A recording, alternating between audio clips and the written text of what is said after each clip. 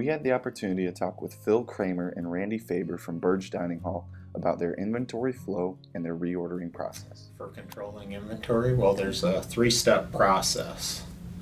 Takes a person to receive it, a person to order it, and a person to pay for it. All has to be separate. That way I can't order in my own product, receive it, and pay for it and steal it. So different people get to see everything. And that's part of the university requirement for separating all of those facets of the order and paying for the goods received. So. Okay. Take 5. It's you come across that information by trial and error. And so typically meat orders are 2 weeks out, so we're 2 weeks ahead on every meat order. Produce orders, there's some things that are a week, and then there's some that are a day out. It depends on what kind of product it is. To stay current on inventory control, Burge staff lives by the 7-day rule, whereas the food has to either be cooked, thawed, or frozen before that time is up. Every time the meat is moved, there is an X marked on the box of food. When an item has 3 strikes, it has to be cooked by the end of that day or it is tossed. As we get new products in, we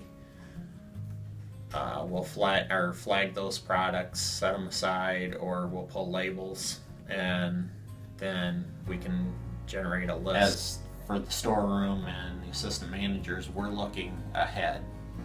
We're at least 1 or 2 weeks ahead of before we ever order. Reorder point with demand variability allows us to hold extra inventory to account for uncertainties.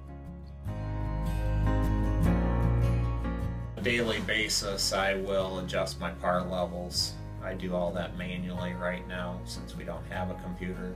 So I'll go through and make an order list and hand it to Randy every day, and then he approves that order. My par levels will be high in August, and come January, I'll start dropping them down. Currently, Burge is looking into implementing an electronic ordering system called Seaboard to assist with their ordering process. And that's what the Seaboard program is supposed to do. It's supposed to be able to project everything out. They could go 2 months out because we're on a 4-week rotating cycle, and then they know exactly what we're going to use.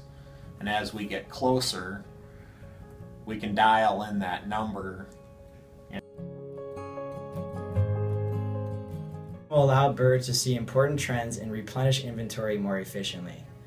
Tracking ordering costs and carrying costs allows the dining hall to establish an EOQ, economic order quantity, for that time of year. Bring it up to our clerk and she'll put it in Seaboard. We'll assign it a bin, a place on the shelf. That way when we go down the row, it's there already. The transfer of information is supposed to improve the system. There's still a lot of human interaction even when we go to the computerized. Yeah, we have to still look at it and think about it logically and determine whether or not we're going to actually order what the computer suggests. The computer's only going to know what we tell it to know. So there's no way of actually taking out the human factor in it. Through talking with Burge Dining about their inventory flow and reorder process, we were able to gain a better understanding of operations management in the real world.